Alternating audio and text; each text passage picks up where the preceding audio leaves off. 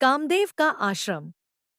दूसरे दिन ब्रह्ममुहूर्त में निद्रा त्याग कर मुनि विश्वामित्र तृण शैयाओं पर विश्राम करते हुए राम और लक्ष्मण के पास जाकर बोले, हे राम और लक्ष्मण, जागो, रात्रि समाप्त हो गई है। कुछ ही काल में प्राची में भगवान भुवन भास्कर उदित होने वाले हैं। जिस प्रकार वे अंधकार का नाश कर समस्त दिशाओं में प्रकाश फैलाते हैं, उसी प्रकार तुम्हें भी अपने पराक्रम से राक्षसों का विनाश करना है। नित्य कर्म से निवृत्त हो, संध्याउपासना करो, अग्निहोत्रादि से देवताओं को प्रसन्न करो, आलस्य को त्यागो और शीघ्र उठ जाओ, क्योंकि अब सोने का समय नहीं है। गुरु की आज्ञा प्राप्त होते ही दोनों भाइयों ने शय्या त्याग दिया और नित्य कर्म एवं स्नान ध्यान आदि से निवृत्त होकर मुनिवर के साथ गंगा तट की ओर चल दिए। वे गंगा और सरयू के संगम, जहाँ पर ऋषिमुनियों तथा तपस्वियों के शांत व सुंदर आश्रम बने हुए थे, पर पहुँचे। एक अत्यधिक सुंदर आश्रम को देखकर रामचंद्र ने गुरु विश्वामित्र से पूछा, हे गुरुवर, यह परम रमणीक आश्रम किन महर्षि का निवास स्थान है? राम के प्रश्न के उत्तर में ऋषि विश्वामित्र ने बताया, हे राम, यह एक विशेष आश्रम है।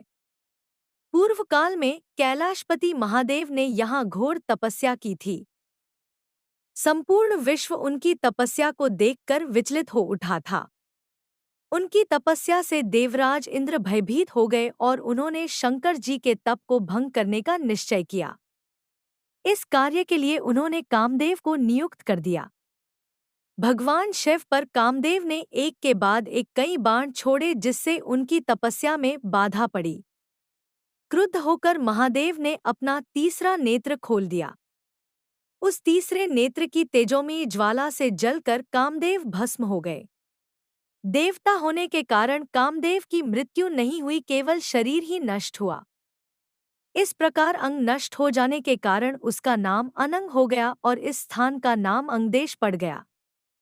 यह भगवान शिव का आश्रम है, किंतु भगवान शिव के द्वारा यहाँ पर कामदेव को भस्म कर देने के का आश्रम भी कहते हैं। गुरु विश्वामित्र की आदेशानुसार सभी ने वहीं रात्रि विश्राम करने का निश्चय किया।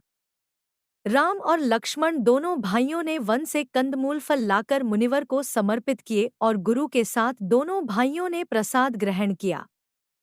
तत्पश्चात स्नान, संध्याउपासना आदि से निवृत्त होकर राम और लक्ष्मण गुरु विश्वामित्र से अनेक प्रकार की कथाएं तथा धार्मिक प्रवचन सुनते रहे। अंत में गुरु की यथोचित सेवा करने के पश्चात आज्ञा पाकर वे परम पवित्र गायत्री मंत्र का जाप करते हुए तृण शैयाओं पर जा विश्राम करने लगे। दूसरे दिन ब्रह्ममुहूर्त में निद्रा त्याग कर मुनि विश्वामित्र तृण शैयाओं पर विश्राम करते हुए राम और लक्ष्मण के पास जाकर बोले, हे राम और लक्ष्मण, जागो, रात्रि समाप्त हो गई है। कुछ ही काल में प्राची में भगवान भुवन भास्कर उदित होने वाले हैं। जिस प्रकार वे अंधकार का नाश कर समस्त दिशाओं में प्रकाश फैलाते हैं, उसी प्रकार तुम्हें भी अपने पराक्रम से राक्षसों का विनाश करना है। नित्य कर्म से निवृत्त हो, संध्याउपासना करो, अग्निहोत्रादि से देवताओं को प्रसन्न करो, आलस्य को त्यागो और शीघ्र उठ जाओ, क्योंकि अब सोने का समय नहीं है। गुरु की आज्ञा प्राप्त होते ही दोनों भाइयों ने शय्या त्याग दिया और नित्य कर्म एवं स्नान ध्यान आदि से निवृत्त होकर मुनिवर के साथ गंगा तट की ओर चल दिए। वे गंगा और सरयू के संगम, जहाँ पर ऋषिमुनियों तथा तपस्वियों के शांत व सुंदर आश्रम बने हुए थे, पर पहुँचे। एक अत्यधिक सुंदर आश्रम को देखकर रामचंद्र ने गुरु विश्वामित्र से पूछा, हे गुरुवर, यह परम रमणीक आश्रम किन महर्षि का निवास स्थान है? राम के प्रश्न के उत्तर में ऋषि विश्वामित्र ने बताया, हे राम, यह एक विशेष आश्रम है। पूर्व काल में कैलाशपति महादेव ने यहाँ घोर तपस्या की थी। संपूर्ण विश्व उनकी तपस्या को देखकर विचलित हो उठा था। उनकी तपस्या से देवराज इंद्र भयभीत हो गए और उन्होंने शंकर जी के तप को भंग करने का निश्चय किया। इस कार्य के लिए उन्होंने कामदेव को नियुक्त कर दिया। भगवान शिव पर कामदेव ने एक के बाद एक कई बाण छोड़े जिससे उनकी तपस्या में बाधा पड़ी। क्रुद्ध होकर महादेव ने अपना तीसरा नेत्र खोल दिया। उस तीसरे नेत्र की तेजोमयी ज्वाला से जलकर कामदेव भस्म हो गए।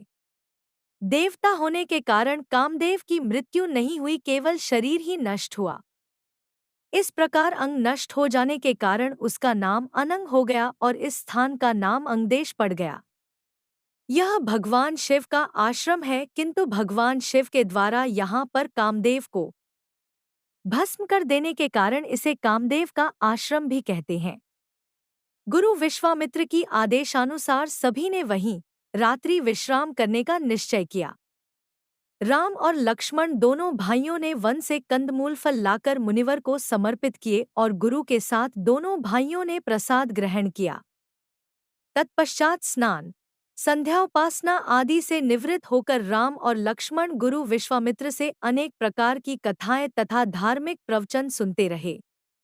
अंत में गुरु की यथोचित सेवा करने के पश्चात आज्ञा पाकर वे परम पवित्र गायत्री मंत्र का जाप करते हुए तृण शैयाओं पर जा विश्राम करने लगे।